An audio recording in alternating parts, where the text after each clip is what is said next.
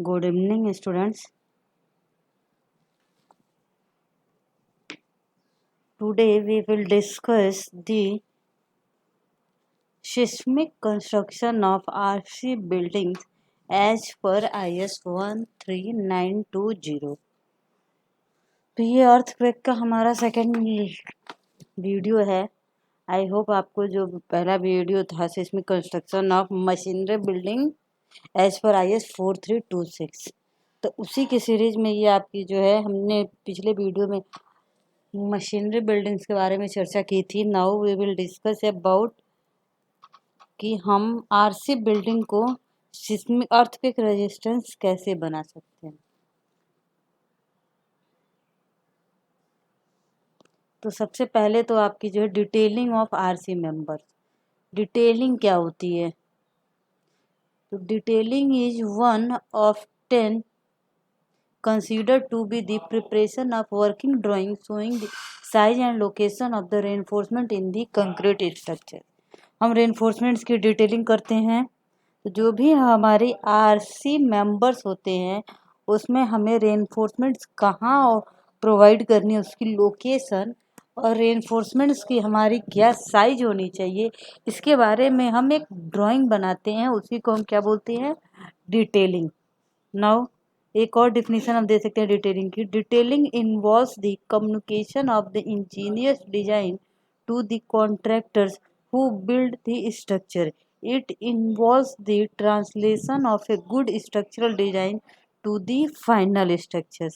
Detailings आपकी जो होती है, जो डिटेलिंग जो हमारा जो स्ट्रक्चरल इंजीनियर होता है, क्योंकि आपको पता होगा ड्राइंग वगैरह जो होती है किसी भी बिल्डिंग्स की, हमारी ड्राइंग जो बनानी होती है उसकी डिटेलिंग करनी होती है, वो हमारा जो भी एक डिजाइन इंजीनियर होता है, स्ट्रक्चरल इंजीनियर होता है, वो आपकी पूरा वो करके देता है। तो वो जो है कॉन्ट्रैक्टर, बिल्डिंग बन रही है तो कॉन्ट्रैक्टर बनवाता है, तो वो जो अपनी डिजाइन करके देता है वो कॉन्ट्रैक्टर को देता है, जिसमें आपकी पूरी की पूरी उस बिल्डिंग्स के लिए इंफॉर्मेशन प्रोवाइडेड होती है कि कॉलम्स है तो कॉलम्स में रेनफोर्समेंट कहाँ प्रोवाइड करेंगे, कितनी प्रोवाइड करेंगे, क्या साइज होनी चाहिए, पूरा अपना वो इंफॉर्मेशन बना के देता है, जिससे कि हमारा एक फाइनल स्ट्रक्चर्स उस डिटेलिंग के बेस पे तैयार हो सके। Now what is the good detailing?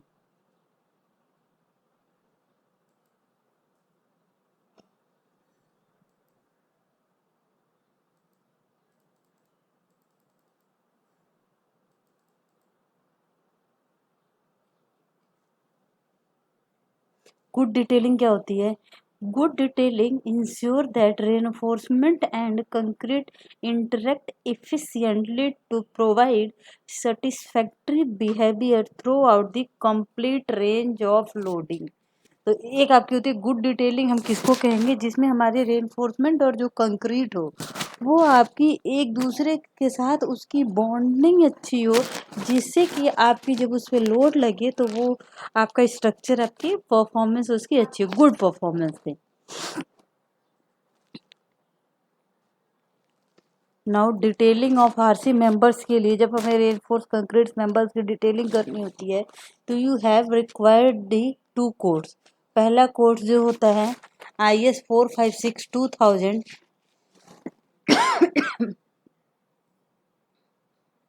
Indian standard for plain and reinforce concrete code of practice 4th revision. ये कोर्स के बारे में आपने सुना होगा। ये कोर्स हमारी प्लेन एंड रेनफोर्स कंक्रीट्स की डिजाइंस के लिए होता है।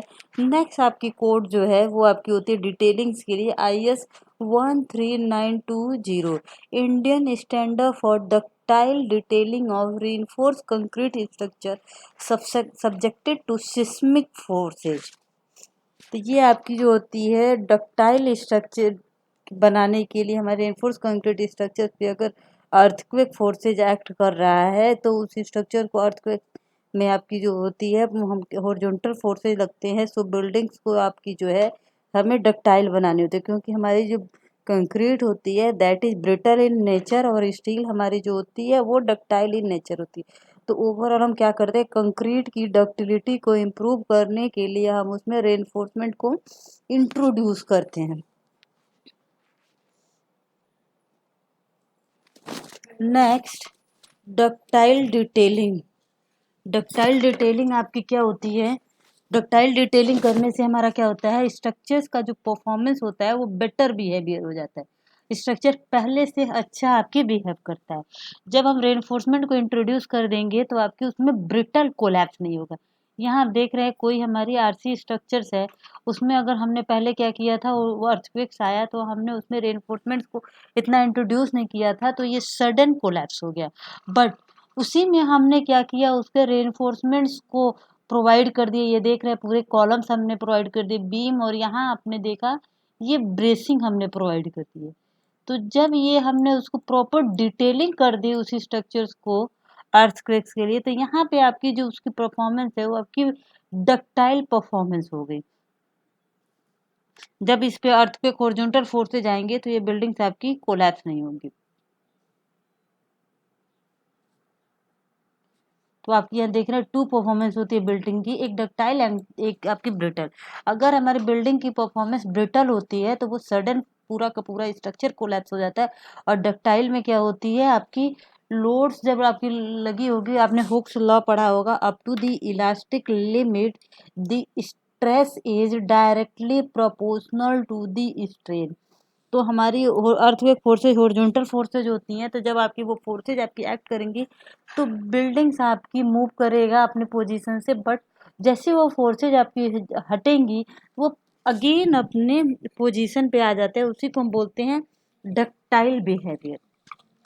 तो बिल्ड डक्टाइल डिटेलिंग हम करते हैं बेटर बिहेवियर के लिए और to improve ductility of building, building की डक्टिलिटी को इम्प्रूव करने के लिए, सो दैट कि जो बिल्डिंग्स की परफॉर्मेंस हो ड्यूरिंग अर्थक्वेक्स वो आपकी गुड हो। Earthquake resistance design is concerned about ensuring that the damage in buildings during earthquake are of the acceptable variety, and also that they occur at the right place and in the right amount.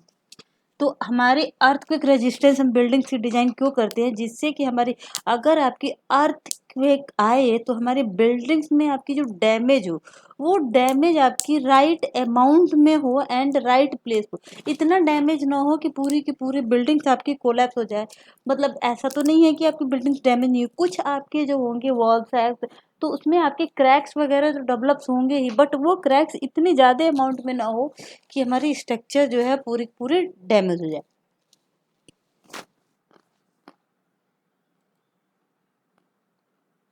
Now how we will make the building ductile.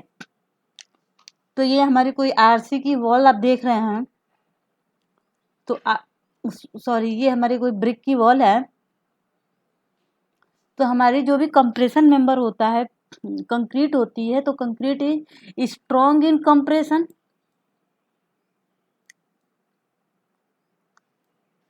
But weak in tension.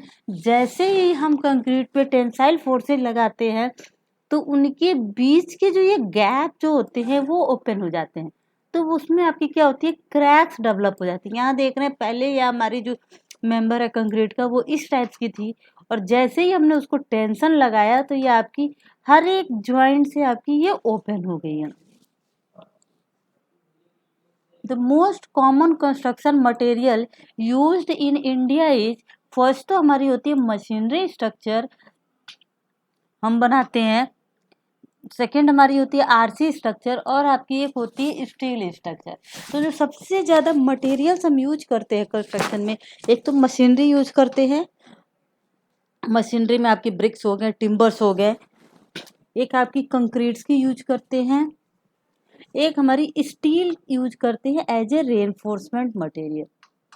Now ductility for good seismic performance. आप ये देख रहे हैं इस diagram में elongation of बार और बार force applied. तो हम यहाँ देख रहे हैं कोई हमारी रेनफोर्समेंट बार है और जब उसको हम स्ट्रेच कर रहे हैं, ये हमारी रेनफोर्समेंट बार है, और जब इसमें हम टेंसाइल फोर्स लगा रहे हैं, ये हमारा इस दोनों साइड इन सब जब टेंसाइल फोर्स लगा रहे हैं, तो जब फोर्स के आपकी इंक्रीज होने उनके साथ साथ इसमें आपकी देखिए कि कितना फोर्स बेयर कर रहा है एज कंपेयर टू दी इलोंग बाहर में जो हमारी इलोंगेशन हो रही है, डिफॉर्मेशन हो रही है।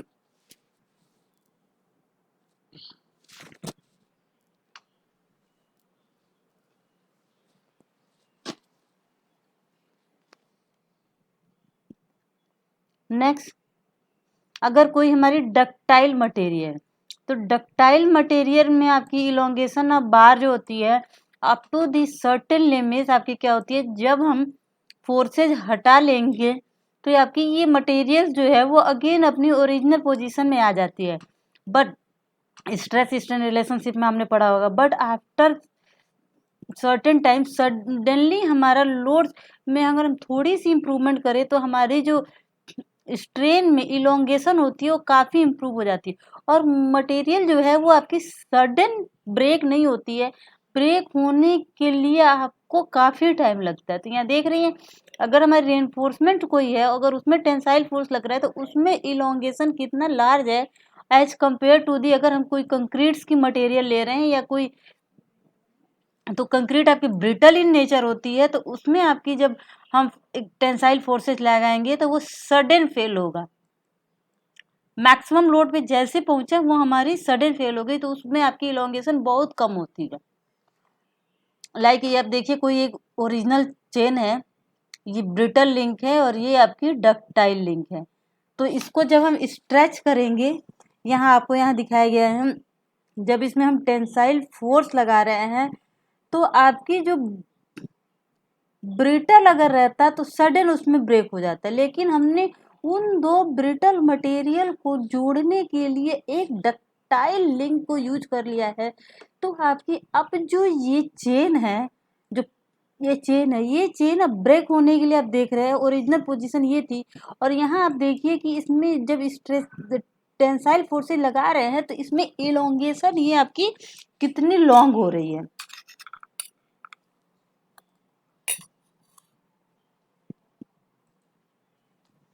नेक्स्ट, डिटेलिंग, ये आपकी कोई फ्रेम स्ट्रक्चर है, यहाँ हमारा यूनिफॉर्म लोड लगा हुआ है, ग्रेविटी लोड आपकी जो होती है वर्टिकल लोड, और earthquake load is always in the horizontal direction. तो जब भी हमारे जो फोर्सेज आएंगे, स्ट्रेचिंग हमने मेंबर आपकी देखिए कैसे हो रही है, जब हमारी अर्थक्वेक फोर्सेज आएंगी तो बिल्डिंग्स जो है वो आपकी ऐसे आपकी मूव करेगी। अगर इस डायरेक्शन के आएगी तो बिल्डिंग्स की मूवमेंट आपकी राइट में होगी, अगर आपकी फोर्सेज जो इधर लेफ्ट से आ रही है तो बिल्डिंग की मूवमेंट आपकी इधर होगी।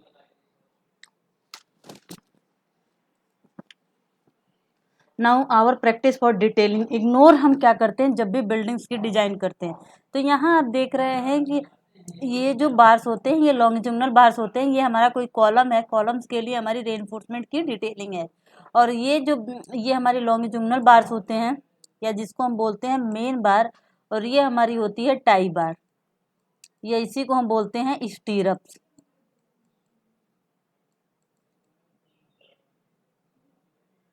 स्टीरअप्स, तो यहाँ आप देखिए कैसे हमने क्या किया, जब हम रेनफोर्समेंट की डिटेलिंग कर रहे थे तो यहाँ इन्होंने क्या किया है, इसको प्रॉपर ओवरलैपिंग नहीं की है, टाई बार को प्रॉपर टाई नहीं किया, ऐसे ही आप यहाँ भी देखिए छोड़ दिया है। तो जब ये कॉलम्स पे जब हमारी अर्थक्वेक फोर्सेज आएंगी तो आपकी कॉलम्स क्या होगी, ये हमारा फोर्सेज को अट्रैक्ट करने के लिए वीक जोन हमें मिल गया, क्योंकि कभी भी फेल्योर जो होता है वो आपकी वीक जोन से होती है। तो यहाँ आप देखिए जो भी वीक जोन होगा वहीं से हमारा फेल्योर ऑकर्स होगा, तो यहीं से आपका जो स्ट्रक्चर जो कॉलम जो होगा सबसे पहले यहीं आपकी फेल्योर होगी। ये देखिए यहाँ फेल्योर का दिखाया हुआ है कैसे हमारा जो है फेल्योर हुआ है। हमने क्या किया है, स्टीरअप्स को हर एक एंड के साथ जो हमने स्टीरअप्स प्रोवाइड किया टाई बार, मेन बार के साथ हर एक एंड पे नहीं टाई किया। तो जब फोर्सेज आए तो ये ज्वाइंट्स आपकी ओपन हो गई, तो हमारा रेनफोर्समेंट अपनी पोजीशन से ही आपकी हट गया।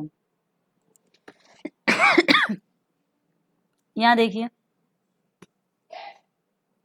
ये प्रॉपर टाई नहीं किया तो यहाँ बार्स जो है वो हमारी मेन बार्स जो है बकल कर गए, जब बार बकल की है तो यहाँ से आपकी कंक्रीट जो है पूरी हट गई है। यहाँ आप देखिए जो ओवरलैपिंग है, reinforcement lapping at the same length and two small lap, जब भी हमारे रेनफोर्समेंट्स को ओवरलैप करते हैं तो आपकी कम से कम पहले रेनफोर्समेंट्स की आपकी 50% तो ओवरलैपिंग होनी चाहिए। यहाँ आपकी ओवरलैपिंग आपकी कितनी शॉर्ट है, जिसकी वजह से अगर आपकी जब भी फोर्सेज आएंगे तो आपकी ये फेल होगी।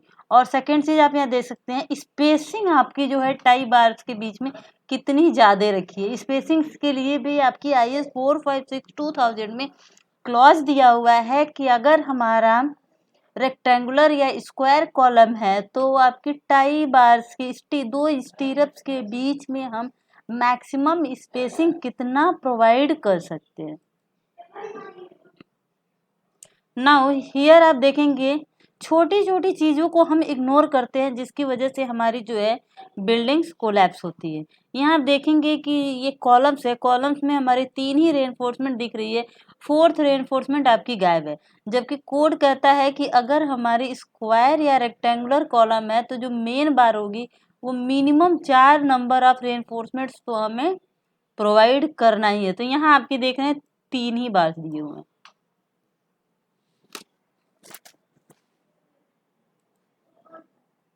नेक्स्ट आपकी जो भी ज्वाइंट्स होती है, बीम कॉलम्स की ज्वाइंट्स होती है, वहाँ पे हम प्रॉपर ध्यान नहीं देते हैं जब हम डिटेलिंग करते हैं।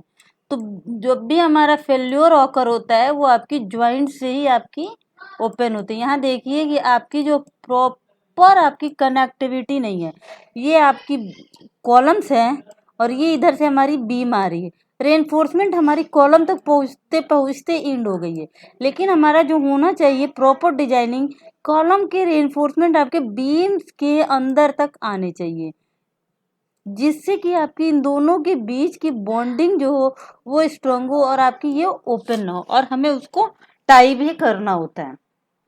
यहाँ देखिए ये जस्ट डिटेलिंग दिखाई गई है। तो ये आपकी फेल्योर के बाद है, अर्थक्वेक फेल्योर के बाद। ये बिफोर फेल्योर हमारा है, ये कॉलम्स है, इधर से आपकी एक बीमारी, इधर से एक बीमारी है। बट जो रेनफोर्समेंट्स आपकी जो कॉलम के साथ हमने इसको कनेक्ट ही नहीं किया, ऐसे ही ओपन छोड़ दिया है।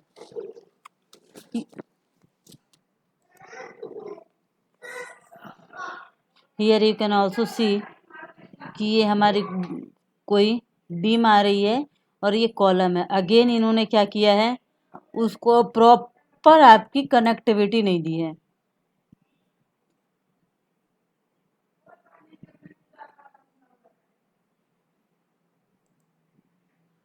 Here you can see the, यहाँ आप देख रहे हैं कि ये जो स्पेसिंग दिया गया है इसके बीच में वो आपकी कितनी ज़्यादा दी गई है। हियर यू कैन सी कि हमारा इसको प्रॉपर जो स्टीरअप्स प्रोवाइड किए हैं, इसको मेन बार के साथ टाई नहीं किया है, तो आपकी बार जो है खुल गई है अपनी पोजीशन से। तो हम how to beam resist forces, तो हमें बीम जो है वो कैसे, बीम्स और कॉलम कैसे हमारे फोर्सेज को रजिस्ट करेंगे, कैसे उसकी डिटेलिंग करनी चाहिए एज पर IS 13920। तो लॉन्ग स्ट्रेट बार्स जो होते हैं, जो भी हमारे बीम्स अगर है तो बीम्स में हमारे यहाँ आप देख रहे हैं ये बार्स जो ब्लू कलर में है वो आपकी होती है longitudinal bars placed along its length. अगर बीम्स हमारी ऐसे पड़ी हुई है तो आपकी जो मेन बार्स होंगे उसके लेंथ के अकॉर्डिंग उसको हमें प्लेस करना चाहिए। Now close loop of small diameter bars, ये जो आपकी रेक्टेंगुलर पोर्शन में हमने किया स्टीरअप्स इसको बोलते हैं, place vertical eight regular interval along its length. तो जो भी हम स्टीरअप्स को प्रोवाइड करें वो आपकी वर्टिकल होनी चाहिए अलोंग इट्स लेंथ, और स्मॉल डायमीटर बार्स हम प्रोवाइड करते हैं। मिनिमम कोड कहता है कि 8 mm की वर्टिकल स्टीरअप्स आप प्रोवाइड कर सकते हैं। जो लॉन्गिट्यूडिनल बार्स होती हैं उसकी डायमीटर आपकी always greater than the स्टीरअप्स bar, larger diameter steel bar that go through the full length of the beam. ये जो हमारी मेन बार्स होने चाहिए बीम्स के पूरे लेंथ के लॉन्ग होना चाहिए, और जो वर्टिकल स्टीरअप्स होने चाहिए smaller diameter steel bars that can made into close loop and are placed at regular interval along the length of the beam. तो इसको हमें क्लोज लूप की तरह प्लेस करना चाहिए। ऐसा नहीं है कि हमने क्या किया, जो भी रेनफोर्समेंट को हम टाई करते यहाँ आपने ऐसे मोड़ दिया, यहाँ ऐसे मोड़ छोड़ दिया हमने, तो आपकी ये जो होती है बेंड करते हैं उसको हम 135 डिग्री पे हमें बेंड करना चाहिए। बेसिक्स टाइप्स ऑफ फेल्योर हमारे क्या होती है बीम्स में, ये आपकी कोई बीम्स है, ये हमारी कॉलम्स है। तो बॉटम फेस आपकी स्ट्रेसेज इन टेंशन, जब बीम्स की आपने आरसी में डिजाइन पढ़ी थी तो हम आपने ये पढ़ा था कि एलोंग क्रॉस सेक्शन के न्यूट्रल एक्सिस के नीचे हमारा टेंसाइल जोन होता है, न्यूट्रल एक्सिस के ऊपर हमारा कंप्रेशन जोन होता है। तो यहाँ देखिए न्यूट्रल एक्सिस के ऊपर आपकी कंप्रेशन जोन है और न्यूट्रल एक्सिस के नीचे हमारी क्या है, टेंशन जोन आ रही है। तो बॉटम फेस हमारी टेंशन में होती है, तो वर्टिकल क्रैक्स इसमें आपकी स्ट्रक्चर में बॉटम से, इसीलिए कहते हैं कि क्रैक्स जो है always propagate from bottom to the top. ऐसा नहीं है कि क्रैक ऊपर से नीचे आता है, ऑलवेज नीचे से ऊपर जाता है, क्योंकि नीचे ही टेंशन जो आपका होता है तो वहीं से हमारा फेल्योर स्टार्ट होता है। नाउ फ्लेक्सुरल फेल्योर क्या होती है, ductile failure and hence is desirable. Brittle failure, relatively more steel is present on the tension face. तो आपकी जो होती है ब्रिटल फेल्योर होती है, crushes in compression which is undesirable. Ductile failure क्या होती है, relatively less steel in present on the tension phase, steel yield first and redistribution occurs in the beam until concrete eventually crush। तो ज़्यादा अगर हम reinforcement bottoms पे provide कर देते हैं तो आपकी कंप्रेशन में फेल होती है। अगर हम कम स्टील प्रोवाइड करते हैं टेंशन फेज में तो आपकी ब्रिटल फेल्योर होती है, sorry ductile failure. Basic types of failure क्या होती है, एक तो आपकी होती है शियर फेल्योर। ये बीम में also fail due to shearing action. Beam जो आपकी है शियरिंग एक्शन की वजह से हमारी फेल होती है। शियर फेल्योर जब आपका फोर्सेज डेवलप होते हैं तो यहाँ पे आपकी जो होती है फेल्योर होती है। तो शियर फेल्योर में आपकी जो क्रैक्स आती है, that cracks is always in inclined at 45 degrees from the horizontal. Shear failure जो बीम्स में होती है हमेशा आपकी या तो ज्वाइंट्स के पास या आपकी जहाँ पे हमारी मैक्सिमम लोड्स आपकी एक्ट करती है बीम में वहाँ पे होती है। Close loop stirrups are provided to avoid such steering action. तो इस केस में हम क्या करते हैं, क्लोज लूप जो भी हम स्टीरअप्स प्रोवाइड करते हैं रेनफोर्समेंट को, तो क्लोज होना चाहिए शियर फेल्योर को वो करने के लिए। Shear damage occurs when the area of these स्टीरअप्स is insufficient. अगर हम जो है स्टीरअप्स को कम प्रोवाइड करते हैं बीम रेनफोर्समेंट्स को टाई करने के लिए, तो उस केस में आपकी क्या होती है, शियर में हमारी बिल्डिंग फेल होती है, बीम हमारी fail. Shear failure is brittle in nature and therefore shear failure must be avoided in the design of RC building. Shear failure हमारी ब्रिटल होती है, सडन हमारी उसमें फेल्योर होती है without given any warning. General requirement आपकी क्या होती है बिल्डिंग्स की डिजाइन के लिए, एज पर IS 139201993।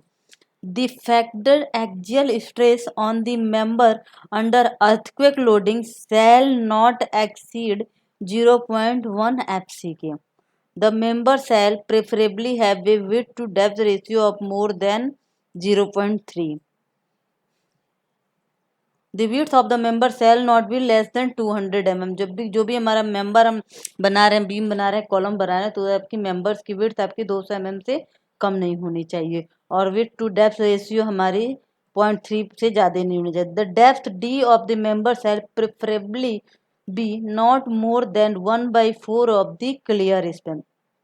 तो आपकी किसी भी मेंबर की जो डेप्थ लेते हैं वो आपकी उसकी स्पैन के 1/4 से ज्यादा नहीं होनी चाहिए।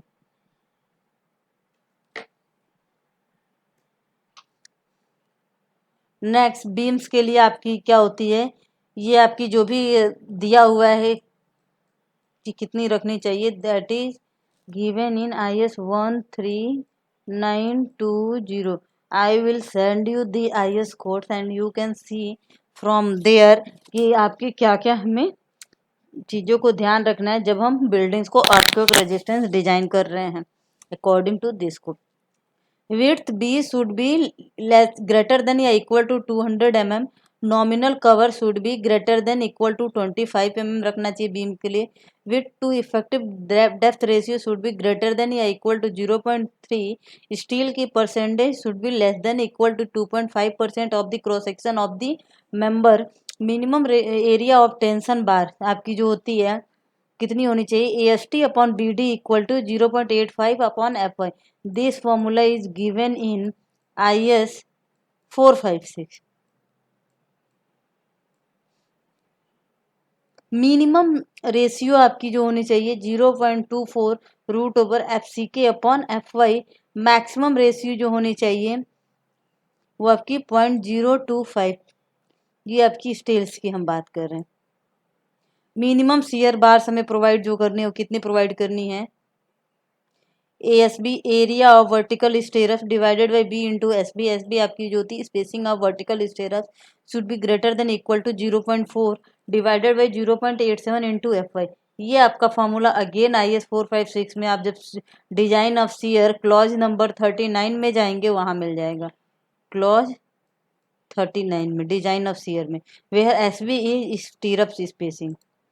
नेक्स्ट आपकी फ्लेक्सुरल मेंबर्स जो हैं, longitudinal reinforcement are provided to resist flexural. जो भी हम लॉन्गिट्यूडनल रेनफोर्समेंट प्रोवाइड करते हैं फ्लेक्चरल को रजिस्ट करने के लिए प्रोवाइड करते हैं.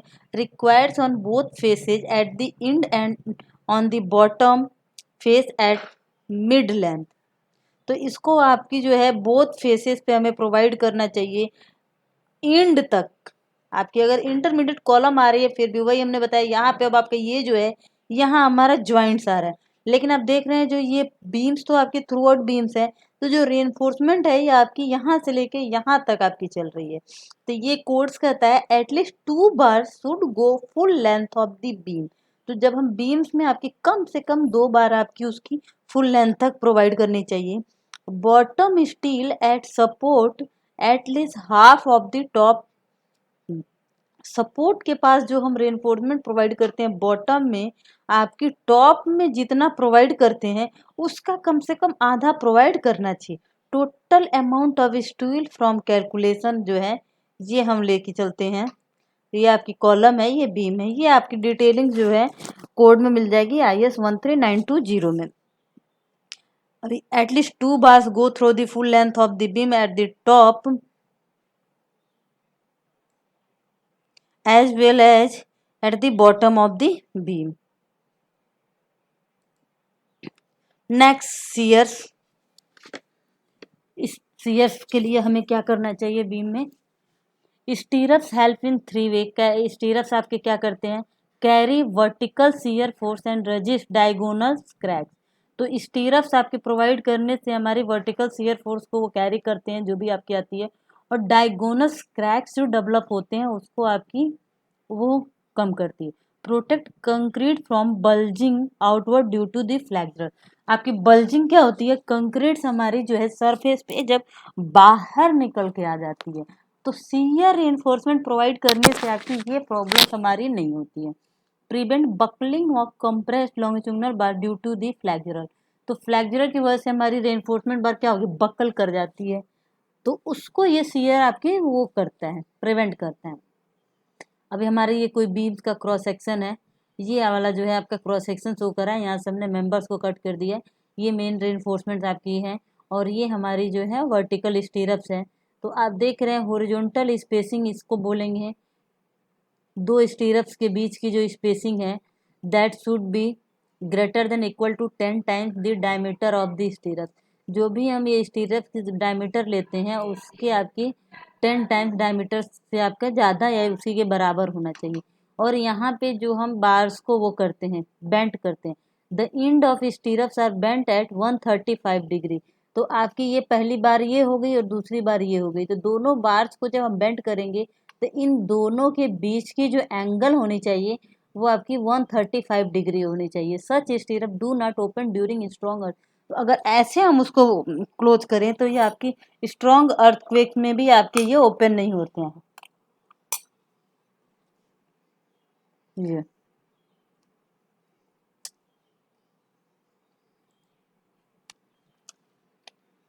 ना ये बीम ही चल रहा है आपका पूरा। Diameter at least 6 mm but not less than 8 mm for beam longer than 5 metre. कम से कम हमें 6 mm के डायमीटर को प्रोवाइड करना है, लेकिन अगर बीम आपकी 5 मीटर से ज़्यादा लेंथ की है तो उसमें आपकी मिनिमम जो डाया बार होनी चाहिए वो 8 mm होना चाहिए। जो भी हम बार को बेंड करते हैं वो आपकी 135 डिग्री पे बोथ एंड्स पे हमें बेंड करना चाहिए।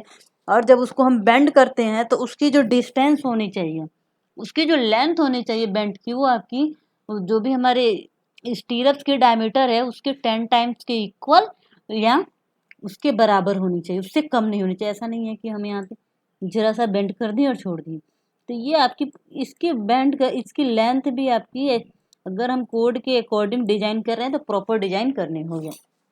हियर यू कैन सी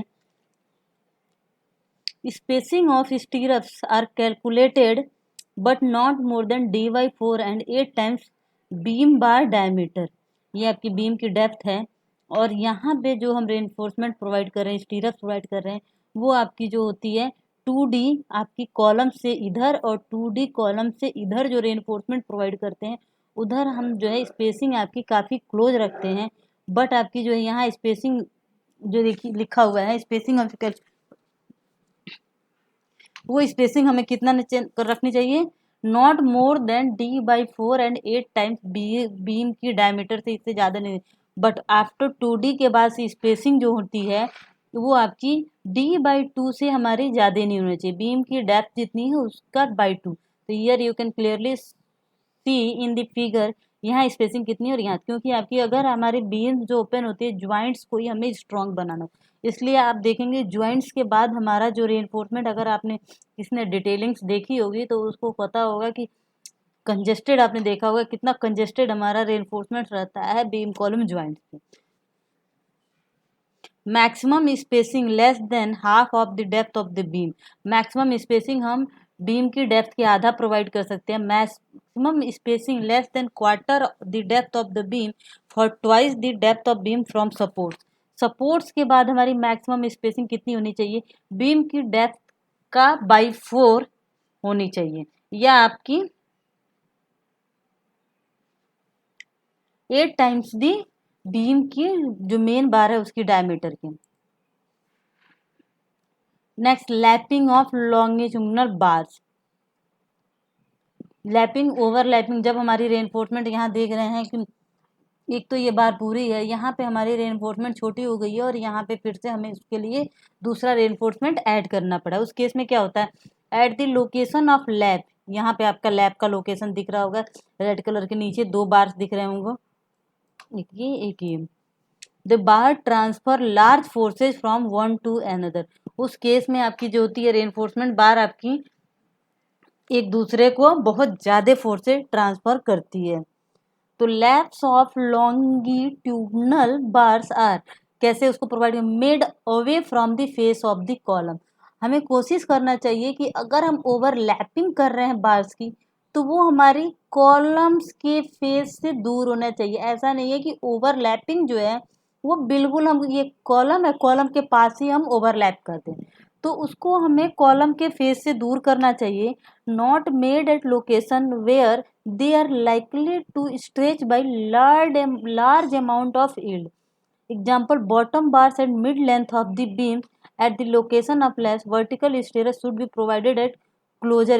अगर हम जो है लैपिंग जो है मेन बार्स की सेंटर के पास कर रहे हैं बीम की, जहाँ पे आपकी मैक्सिमम लोड्स आते हैं और मैक्सिमम डिफ्लेक्शन होता है, तो उस केस में अगर लैपिंग प्रोवाइड कर रहे हैं तो वहाँ हमारी जो वर्टिकल स्टीरअप्स के बीच की जो स्पेसिंग होती है वो हमें कम करनी पड़ती है। यहाँ देख रहे हैं यहाँ पे हम जो कर रहे हैं ओवरलैपिंग, तो स्पेसिंग ऑफ स्टीरअप जो होगी not more then 150 mm।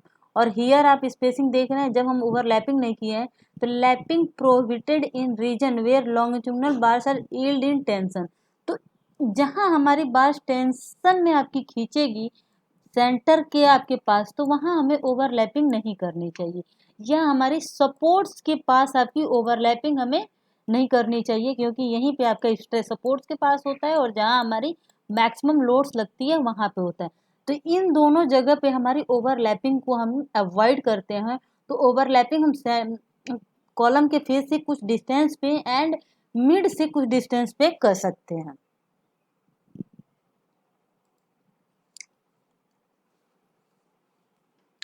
Now calculation of design shear force of beam as per IS 920। अगर आपकी ये बीम है यूनिफॉर्मली डिस्ट्रीब्यूटेड लोड है, तो हम शियर फोर्स को कैसे कैलकुलेट करेंगे, ये आपका अकॉर्डिंग टू कोड दिया हुआ है, तो उसको आप रीड कर सकते हैं। How to column resist earthquake. अब तो हमने बीम्स को पढ़ लिया, अब आपका कॉलम जो होता है कैसे अर्थक्वेक को रजिस्ट करता है।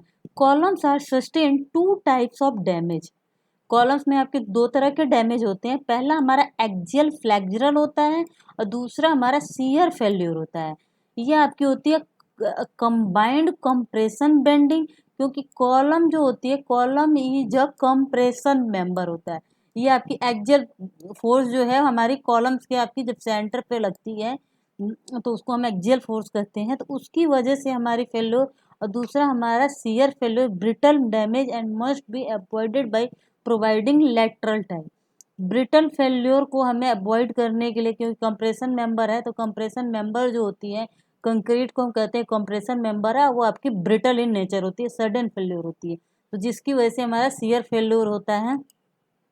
तो कॉलम की डिजाइन करने के लिए क्या करना चाहिए, with to depth ratio. Column का ये आपका बॉटम का क्रॉस सेक्शन जो है, ये हमारी वी है, ये हमारी डी है, तो with to depth ratio should be greater then या इक्वल टू 0.4। और हमारी जो परसेंटेज ऑफ स्टील प्रोवाइड करनी चाहिए 0.8% से ज़्यादा और 4% से कम, इसी के बीच में हम रेनफोर्समेंट प्रोवाइड करना चाहिए। कोड में भी आपका दिया हुआ है, जब कॉलम की डिजाइन करते हैं तो minimum percentage of reinforcement should B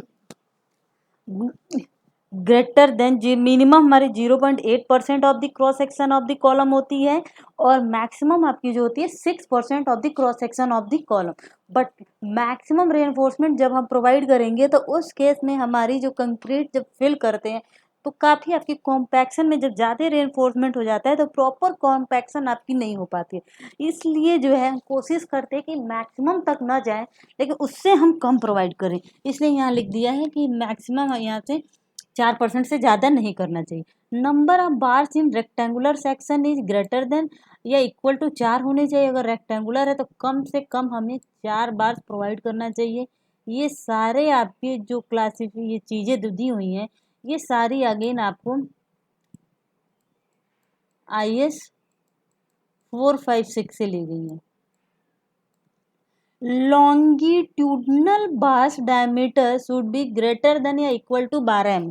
जो लॉन्गिट्यूडनल बार्स हम यूज करते हैं कॉलम्स में, उसकी डायमीटर 12 mm से कम नहीं होनी चाहिए। और अगर हम टाई बार जो होती हैं, ट्रांसवर्स रेनफोर्समेंट जिसको बोलते हैं, जिसको हम स्टीरप्स बोलते हैं, स्टीरप्स की डायमीटर आपकी 6 मिनिमम 6 mm तो होनी ही चाहिए। And number of bars in circular column जो होता है, that is minimum number of bars in circular column is 6 होता है। Clear cover should be greater then या इक्वल टू 40 mm लेते हैं। Minimum width of the column जो हमें यूज करना चाहिए वो 300 mm यूज करना चाहिए। नाउ कॉलम्स की हम डिजाइन कैसे करते हैं। Closely spaced horizontal close tie help in 3 वे। ये जो आपकी जो हॉरिजॉन्टल टाई हम प्रोवाइड करते हैं, कॉलम का क्रॉस सेक्शन है, ये हमारे वर्टिकल बार्स होते हैं, ये हमारे स्टीरस बार भी हम क्लोज टाई टाई बार कहते हैं, या इसको हम बोलते हैं स्टीरअप, इसको हम बोलते हैं लॉन्गी ट्यूडनल बार्स। तो large diameter steel bars that go through the full height of the column. ये जो हमें बार्स प्रोवाइड करना चाहिए आपकी मेन बार वो full height of the column provide करनी चाहिए, और जो close tie smaller diameter steel bar that are made into close loop and are placed at rectangular interval along the full height of the column. तो ये आप जो देख रहे हैं रेक्टेंगुलर हम जो ये टाई बार प्रोवाइड कर रहे हैं ये क्लोज लूप में होनी चाहिए। यहाँ आप देखिए कि हमने बेंट जो करते हैं वो अगेन 135 डिग्री पे बेंट करना चाहिए, ये जो बेंटिंग जो होती है, और क्लोज लूप होना चाहिए जिससे कि हमारा ये ओपन ना हो। और ये जो वर्टिकल स्पेसिंग है इसको हमें कोशिश करना चाहिए कम से कम प्रोवाइड करें। यहाँ देखिए the ends of tie are bent at 135 degree, such tie does not open during strong earthquake. और ये जो आपकी जो है बेंट की जो बार बेंट की जो लेंथ होती है दैट इज जो 10 times of the dia of the bar. तो they carry the horizontal shear forces, ये जो हमारे ट्रांसवर्स रेनफोर्समेंट जो होते हैं स्टीरप्स जो होते हैं वो क्या करते हैं, they carry the horizontal shear forces induce by earthquake and thereby resist diagonal shear cracks. तो जो भी हमारे डायगोनल शियर क्रैक्स डेवलप होते हैं उसको हमारे ये स्टीरप्स जो हैं उसको प्रिवेंट करते हैं। They hold together the vertical bars and prevent them from excessively bending outwards. इसको अगर हम प्रॉपर टाई करेंगे तो ये जो मेन बार्स है उसको प्रॉपरली ये पकड़े रहता है, होल्ड किए रहता है, जिससे जब फोर्स जब आएगा तो ये अपने पोजीशन से आपकी हटेगा नहीं। अगर हटेगा नहीं तो बेंडिंग नहीं होगी, तो बेंडिंग को इम्प्रूव करते नहीं तो आपके बार्स बकल कर जाते हैं। Next, they contain the concrete in the column within the closed loop. The end of the tie must be bent at 135 degree hooks. Such hooks end prevent opening of loop and consequently buckling. तो ये हमारी जो end करना चाहिए 135 degree के आपकी close loop पे होना चाहिए जिससे कि आपकी ये बकलिंग को रिड्यूस करें।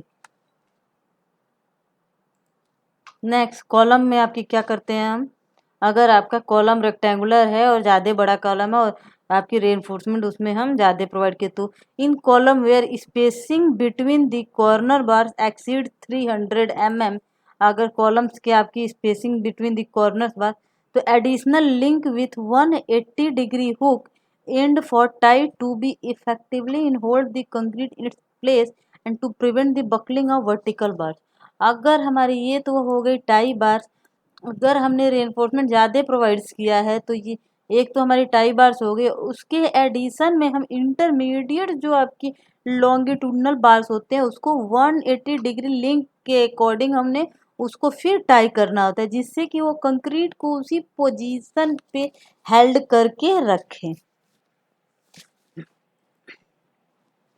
Now height of confinement zone जो होती है ये आपकी पूरी कॉलम्स की डिटेलिंग आपकी ये दे रखी है, ये पूरा कॉलम है, यहाँ बीम आ रहा है, ये फिर कॉलम आपका कंटिन्यू फिर यहाँ पे आपकी बीम आ रही है। तो हमारी जो है एटलीस्ट लार्जर ऑफ डी, ये जो हमें कॉलम्स में बीम अगर आ रही है तो बीम से आपकी ये जो डिस्टेंस है कितने डिस्टेंस तक हमें स्पेसिंग को वो टाई बार जो प्रोवाइड करते हैं वो होने चाहिए एटलीस्ट लार्जर ऑफ डी, जो बी कॉलम्स की आपकी जो डेप्थ है डी या हाइट बाय 6 एंड 450 mm। तो आपकी बीम की आपकी कॉर्नर से 450 या बीम कॉलम की डेप्थ या हाइट बाय 6 डिस्टेंस तक हमें स्पेसिंग प्रोवाइड करनी चाहिए। वो स्पेसिंग आपकी जो होनी चाहिए vertical spacing between the stirrups bars not more then d/4 but need not be less then 75 और not more then 100 mm। 75 mm से कम नहीं होनी चाहिए और 100 mm से ज़्यादा नहीं होनी चाहिए। उसके बाद आपकी क्या होती है,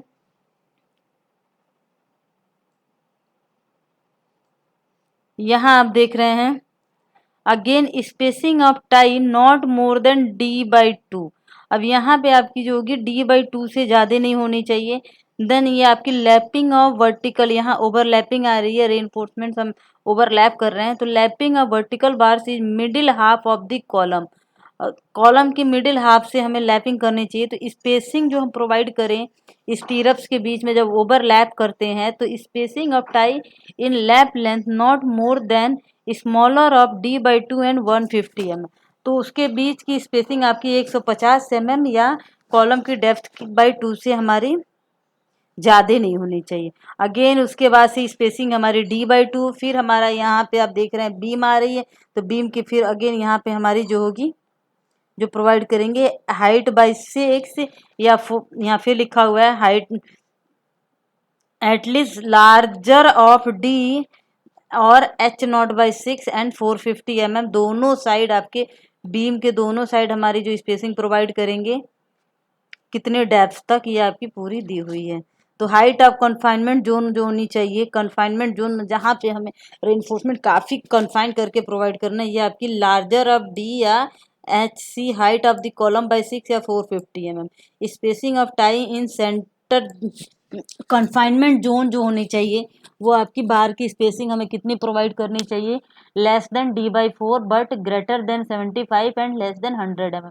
spacing of tie in lap zone, जो ओवरलैपिंग जोन में हमारी स्पेसिंग कितनी होनी चाहिए टाई बार की, वो d/2 से आपकी कम होनी चाहिए या 150 mm से कम होनी चाहिए। Spacing of tie in rest, बाकी आपके पार्ट्स में स्पेसिंग कितनी होनी चाहिए, less than equal to d/2।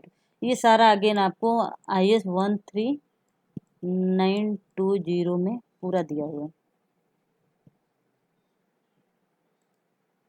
Next columns के लिए चल रहा है longitudinal reinforcement. Lap splices shell be provided only in the central half of the member length. It should be proportional as a tension splice. Hoop shall be provided over the entire splice length at a spacing not exceeding 150। अभी जो आपको आगे बताया गया है उसी के बारे में ये हमारा ट्रांसवर्स रेनफोर्समेंट की डिजाइन, हम डिजाइन शियर फोर्स पर column shall be maximum calculated factor shear force as पर एनालिसिस, एक factor shear force given by calculation of design shear force जो है एज पर इन कॉलम 13920 के अलॉन्ग कैसे करते हैं वो आपका यहाँ दिया हुआ है। Provision of special confining reinforcement in footing, ये फुटिंग्स के बारे में आपकी पूरी डिटेलिंग है, you can go through. Area of cross section of special confining reinforcement,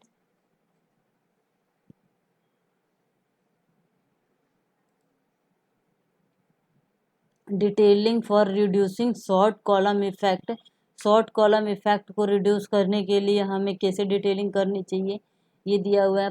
provide special confining reinforcement in the form of closely spaced type through out the height and into the column above. ये short column है, ये आपकी regular column है। Short column में आप देख रहे हैं कि पूरा जो कन्फाइनमेंट जो वर्टिकल स्टीरअप प्रोवाइड किए हैं वो कितनी पास पास हमने प्रोवाइड की है।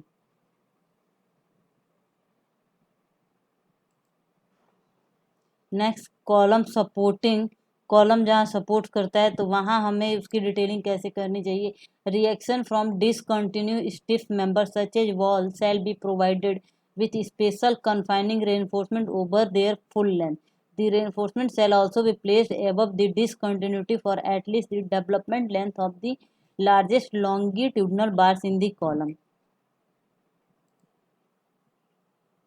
ये आपका फॉर्मूला यूज करते हैं। स्पेशल कन्फाइनिंग रेनफोर्समेंट जब प्रोवाइड करते हैं उसकी क्रॉस सेक्शनल एरिया हमारी कितनी होनी चाहिए। Again this formula is given in your IS 456/2000। Here you can say कि ये हमारा कोई कॉलम है और कैसे ये कॉलम आपकी बकलिंग में फेल हो गई है, पूरा का पूरा मेन बास जो है आपकी बकल होके ये बाहर आ गई है। यहाँ आप देख रहे हैं कि हमारी स्टीरप्स की स्पेसिंग हमने कितनी ज़्यादा रखी है। जब स्पेसिंग ज़्यादा रखी है तो आप देखिए कि पूरा का पूरा आपका जो कॉलम है फेल हो गया, और क्लियर कवर भी देखिए वो भी हमने कितना ज़्यादा रखा है। ये आपकी डक्टिलिटी आप देखिए, deformable ductility of reinforcement necessary हुई। Note the obvious differences of capability of concrete column to take load after earthquake damage. The reinforced column with more stirrups has an obvious capacity of carry much more load than the column with less stirrups। यहाँ आपकी stirrups ही नहीं दिख रही है, यहाँ आप देख रहे हैं कहीं stirrups ही नहीं दिख रही है। जब stirrups ही नहीं दिख रही है तो पूरे के पूरे कॉलम जो आपकी जो है ये पूरा फेल हो गया, कंक्रीट आपकी पूरी बाहर आ गई है, रेनफोर्समेंट आपकी पूरा सरफेस पे आ गया है। तो हमारा जो स्टीरप्स प्रोवाइड करते हैं वर्टिकल स्टीरप्स, वो हमारी डक्टिलिटी को इम्प्रूव करता है, क्योंकि जो वर्टिकल फोर्सेज एक्ट करेंगे आपकी, तो वो जो है जो मेन कॉलम की रेनफोर्समेंट उसको उस पोजीशन पे आपकी हेल्ड करके रखेगा। Improper lapping of column bars, यहाँ आप देख रहे हैं कॉलम जो फेल हुआ है वो आपकी जो लैपिंग जो है वो इम्प्रॉपर है। लैपिंग अभी बताया गया कि लैपिंग जब प्रोवाइड करते हैं तो स्टेरप्स जो है वो कितना क्लोज हम प्रोवाइड करते हैं।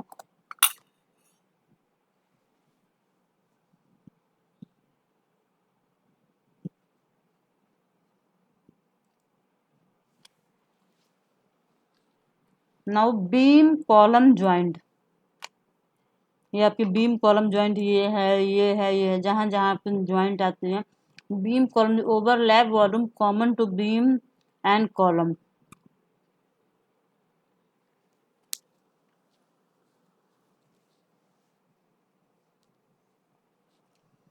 तो आपके जब भी हम डिजाइन करते हैं तो बीम कॉलम पार्ट्स की जो डिजाइन करते हैं वो बड़े केयरफुली करते हैं, क्योंकि वो सबसे ज़्यादा क्रिटिकल सेक्शन होता है, वहीं पे हमारे ज्वाइंट जो है ओपन होते हैं। In RC building portion of column that are common to beam at their intersection are called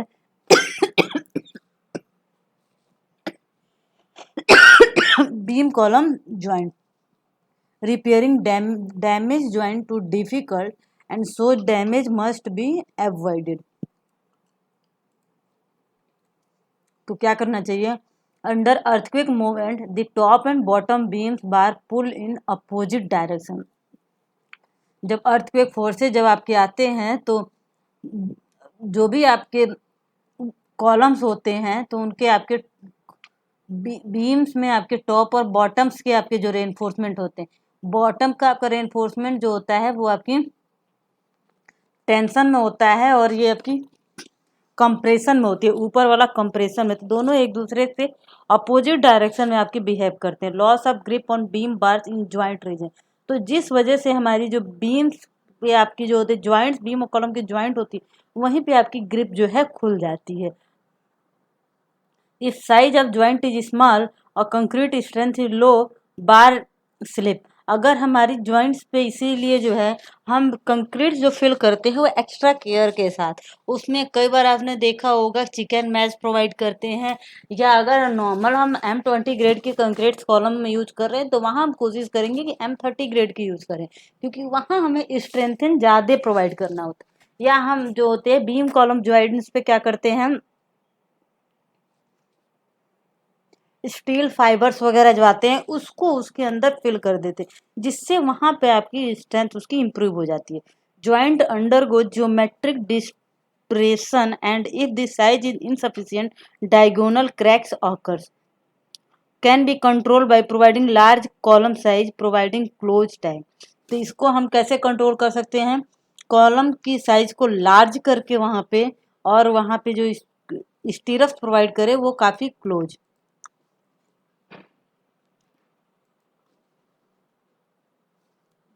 ये आपका बीम कॉलम ज्वाइंट है, तो यहाँ आप देख रहे हैं जो क्लोज टाइप प्रोवाइड कर रहे हैं, जो इनके बीच में आपकी कॉलम्स में स्टीरप्स जो प्रोवाइड कर रहे हैं वो काफ़ी क्लोज होना चाहिए।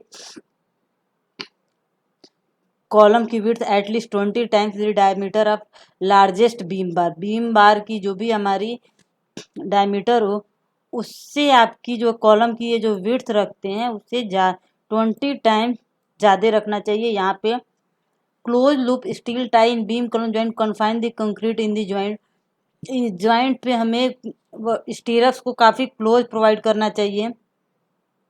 It also resist shear force reducing the cracking and crushing of concrete, तो यह आपकी जो होती है ऐसा करने से हमारी ये शियर फोर्स को कम करता है और कंक्रीट की क्रशिंग से बचाता है।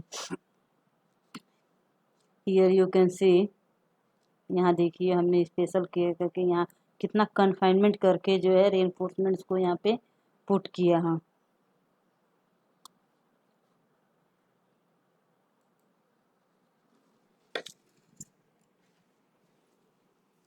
ये नैरो कॉलम है, ये तो कॉलम की वाइड कॉलम हम कोशिश करते हैं वहाँ पे प्रोवाइड करें। In exterior joint, beam bar need to be anchored into column to ensure proper gripping. Exterior joints पे हम क्या करते हैं, प्रॉपर ग्रिपिंग के लिए बीम्स के जो बार हैं उनको हम एंकर्ड कर देते हैं कॉलम्स में. यहाँ देख रहे हैं एल शेप बार एंड हमने कर दिया है दोनों साइड से. Portion of column already cast. यहाँ भी आप देखिए,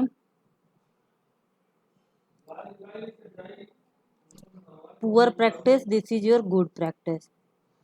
कभी भी हमें ऐसा नहीं करना चाहिए. Beam bar bent in joint region do not carry tension force unless strengthen.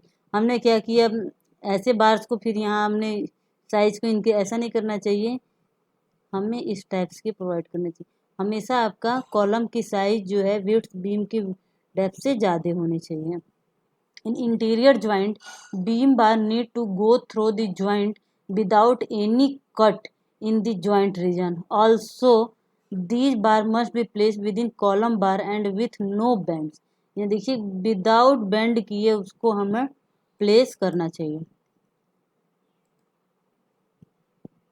ये आपका बीम कॉलम ज्वाइंट्स है. यहाँ आपका जो देख रहे हैं फेल्योर को दिखाया गया है कि कैसे हमारी इम्प्रॉपर बॉन्डिंग की हमने डिटेलिंग नहीं की है तो आपकी पूरी की पूरी आपकी फेल हो गई.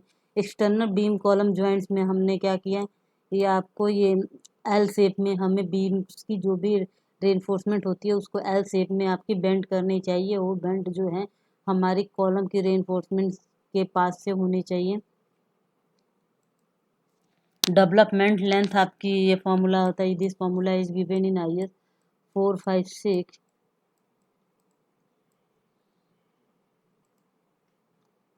अब यहाँ दिया हुआ कंक्रीट की ग्रेड और ये आपकी रेनफोर्समेंट की आपकी साइज दी हुई है और स्टील की ग्रेड कितनी हो तो हमें किस साइज का जो है प्रोवाइड करना चाहिए.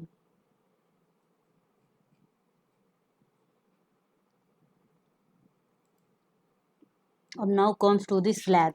Since slab are not sufficiently affected by lateral loads, provision of IS 13920 do not apply in this case. Following are the relevant provision of IS 456-2000. आपकी स्लैब्स आपका इतना अफेक्ट नहीं करता है जो भी लेटरल फोर्सेज आती हैं, तो इसलिए आपकी IS 13920 जो है उसमें इसके बारे में कोई विशेष प्रोविज़न आपकी नहीं दी हुई है. बट आपकी IS 456-2000 में स्लैब्स की डिटेलिंग्स के बारे में आपका कुछ चीज़ मेंशन है. वो अब क्या है, reinforcement percentage should be greater then या इक्वल टू 0.12%. नॉमिनल कवर हमारे स्लैब्स के केस में ग्रेटर देन या इक्वल टू 15 mm लेनी चाहिए. मेन स्टील स्पेसिंग जो होनी चाहिए should be minimum of 3D या 300 mm और distribution steel spacing should be less than या equal to minimum of 4D या 450 है. These are also given in IS 456-2000. Now ये स्लैब्स है, स्लैब्स के डिस्ट्रीब्यूशन का हम कैसे करते हैं, स्लैब्स की डिटेलिंग ये पूरा आपका दिखाया गया है यहाँ पे. Then this is the foundation detailing, this is the staircase detailing. Thank you very much for the listening the lecture and hope you understand the detailing of RC members as per IS 13920. अगर आपको कहीं पे भी कोई भी doubt हो then you can write down your query in the comment box so that I can solve it and reply you. Thank you.